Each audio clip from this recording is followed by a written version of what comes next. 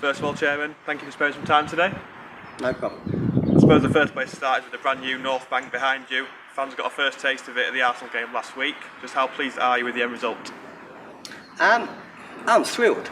It's it's took a fair few years to take it from conception through planning and then to build it. I'm pleased with it, and I think that the supporters, after this amount of years, deserved a covered end, and I think it signifies where we're trying to go as a club and what we're trying to achieve within the National League. So no, I'm very happy.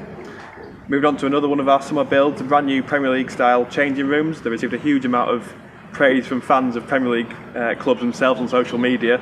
You must be delighted with them as well. Well, that was something that I'd looked at for a long time, and obviously I've been in the film industry for 25 years, so it was important that I designed them the way I wanted them, or as I saw it. So sometimes with design you don't really need to reinvent the wheel. You can look at the Premier League, and and I went online and looked how Leicester did it, and looked how Arsenal, Chelsea and everything else, looked how Wembley did it, and then just added my own sort of, I suppose, slant on it. But yeah, I'm really happy, and it's important really that we get we create a good space for the players and for the physios and for the staff, and I think we've done that. But I think I was surprised by how well they were received by the fans, and I think Arsenal ladies like it, Arsenal like it, and our players like it. But I would like to thank Arsenal as well. Although it was considerably more than that, Arsenal did contribute 50,000 towards it, and I think we've got a fantastic space and a fantastic changing room. So no, again, I'm thrilled.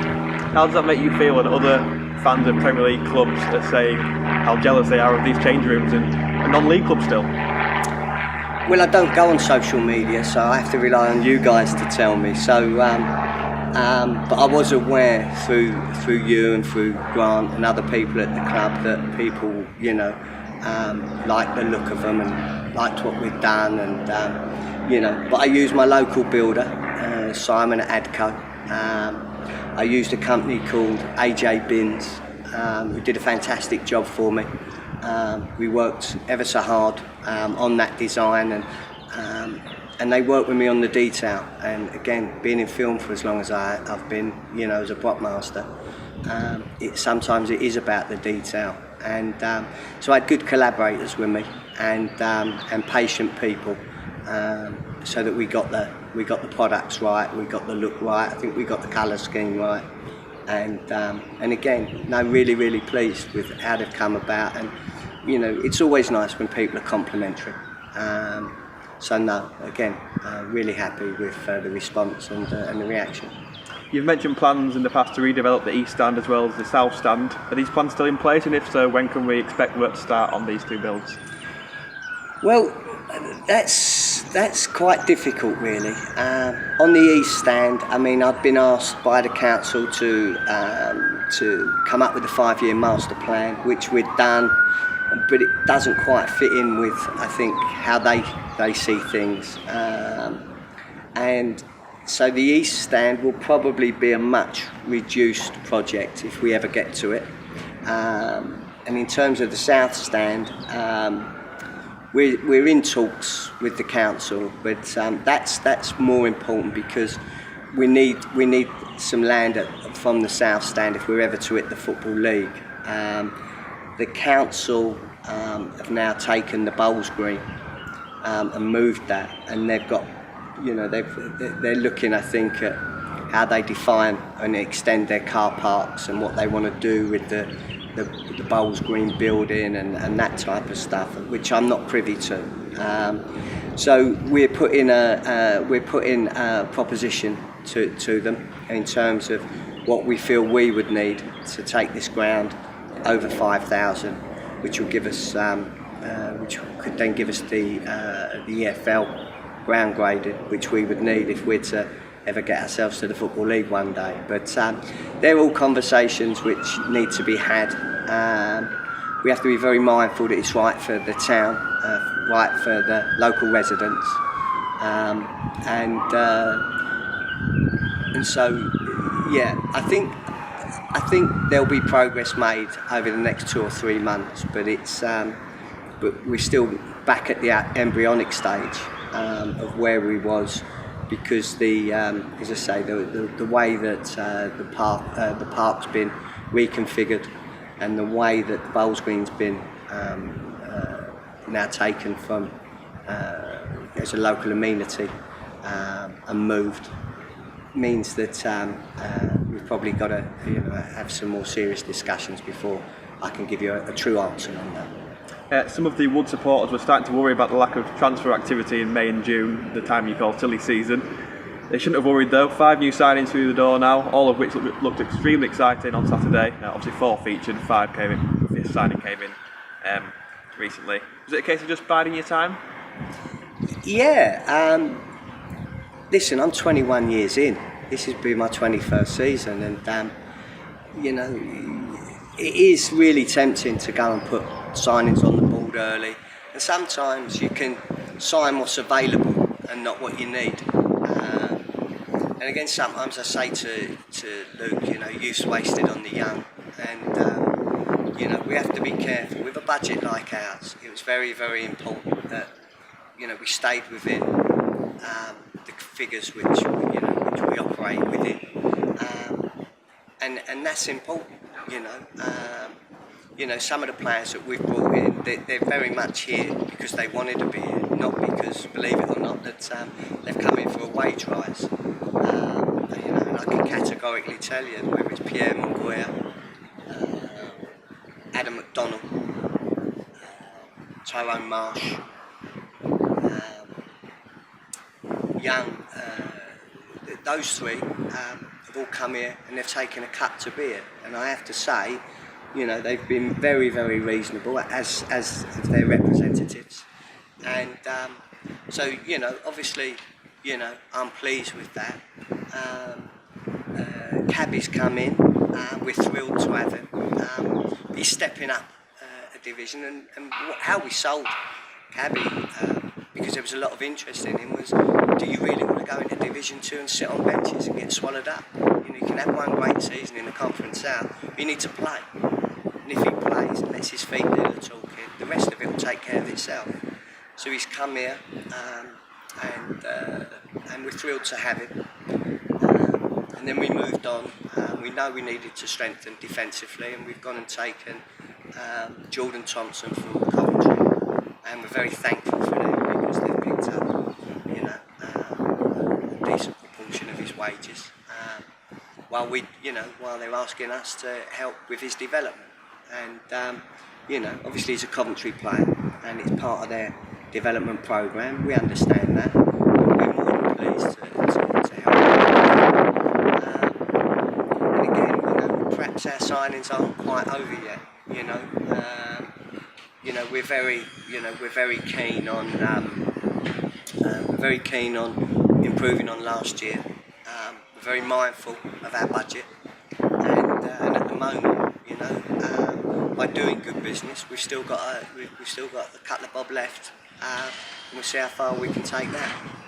After 2 contrasted seasons in the past 2 years, what are your thoughts and expectations going into what will undoubtedly be another grueling campaign in the National League?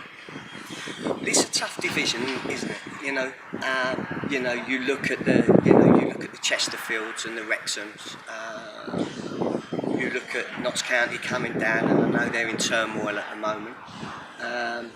But there's big clubs. I mean, we've got a big club up the road in Barnet, and you could look at their facilities, and what Tony's done up there is incredible. You look at Bromley and you see what Jerry's building there. My old friend Dave up at Fylde. I mean, what a stadium that is. So everywhere you look, there's quality. You look at Solihull Moors, and they're having a go. You see that their strike force and what they're trying to do, and how close they went last year. So the first thing we've got to do is take care of our business. And again, we have to be patient.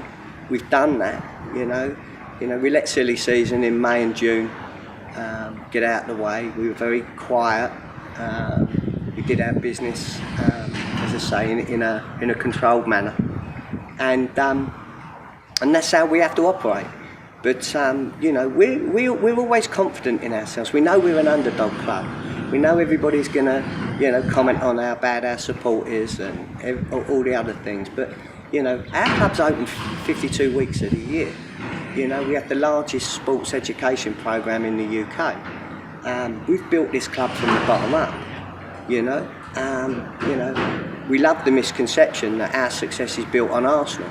That beautiful stand. Don't get me wrong, Arsenal helped out, but they helped out with 50 grand. The real stars of the show was ourselves, the Football Foundation, and Elstree and Bournemouth Town Council.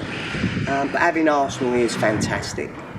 We've got lots and lots of good partners, and that's what will give us our strength. And quietly, like always, in July, everybody's dreaming about, let's have a go and see where it takes us. So, as we sit here now, our first target is 50 points. Our second target is being in that top 10, ready for the running.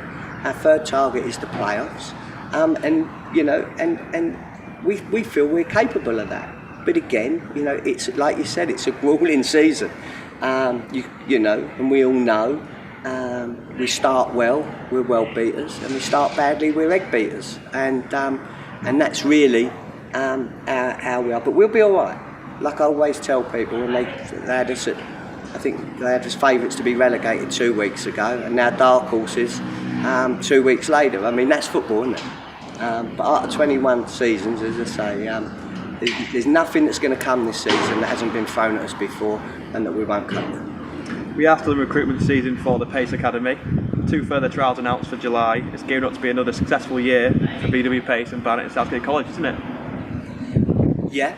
This is early days in our recruitment. We start in February. We're already 500 strong. And I expect us to be, on a par with where we was last year. Our success rates last year, I think, are coming in around 95, 96%. Our retention rates, again, averaged over 94%. And when you've got 675 kids, there's nothing that touches us in the country. You can look at all these schemes anywhere, nothing gets near us. And when you're doing A-levels and B-Techs, and you're doing CYQs, and you're doing art, and you're doing all number of construction courses, electrical, carpentry, plumbing. I'm hugely proud of what I started. We started that 17 years ago with 12 kids on the park out there, and we've quietly built it. We're national champions again, another 2 England internationals again, and I've got to be honest, my staff are incredible. They really are such hard working, such committed people. They're loyal. We've all been together a long time, and they epitomise why we're an underdog club, perhaps over-egging ourselves and where we are. We're in the National League, on merit. Everyone thought we'd go down 4 years ago. We're still here, and in that time, we've gone to Wembley. Perhaps 10 minutes away from the Football League, and I think we're the club where everyone in the lower divisions can look at and go, if they can do it, we can do it. And that's what football is. It's about people being allowed to dream. In our divisions, there's only so many Chesterfields and so many Wrexhams and so many Notts Counties, and for us, we have to run ourselves properly, make sure we're not, we don't overpay, we don't pay what we can't afford, and you see the damage that was done to, a fantastic club like Gateshead. You can see the problems that Ebbsfleet have encountered, and these clubs, encounter them problems because they're mismanaged, at the top level. You can't blame the managers. You have to blame the people who make the decisions, who spend that money, who get them contract. Every player wants to earn the most amount of money he can, and there's nothing wrong with that. It's no different to you or anybody else. But the senior people have to make seriously tough decisions on what they can afford. You can't budget for an FA Cup one, or you can't budget for things that, for ponderables that you don't know. You have to deal with facts, and you have to deal with what you do know. And I think that's our strength. And I think our strength has always been knowing, we are an underdog club. We don't pretend to be anything else. And we do like tweaking the noses of the big clubs and having those magic moments each season. And no doubt we'll do that again this season. There have been lots of community and charity events in recent weeks, including the Men Cap Day, the Golf Day, Families Day, the Parade, the Schools Tournament. How important are these events to the club? Huge, because I'm a local guy. This is my town. I've only recently lost my mum to dementia. So, everybody needs a little bit of help occasionally. And I'm in a position to help, as and when. I mean, there's only so many good causes you can back. And whether it's Men Cap or the Dementia Club, the local schools. I love the schools tournaments. I mean, the joy that they get. But it's also important that, I try and make sure the season tickets work for everyone. I mean, every little one who gets who's gone and got himself a little £30 season ticket has got a brand new kit. I mean, the kit costs more than the season ticket. But suddenly you're seeing on the soccer courses, these kids turn up in their Bournemouth kits and they're down the high street, and all that's important, because again, there's local councillors, there's local people. They put a lot of time in, and some of these people who are working for the charities, they're saints. What they do, and so where we can help them, let's help them. I mean, I can only drive one car, I can only live in one house. If we can put a bit back, we will do. And when I put my head on the pillow, it makes me feel good. So, so no, and it is important. Let's hope for a successful season. Thank you for your time.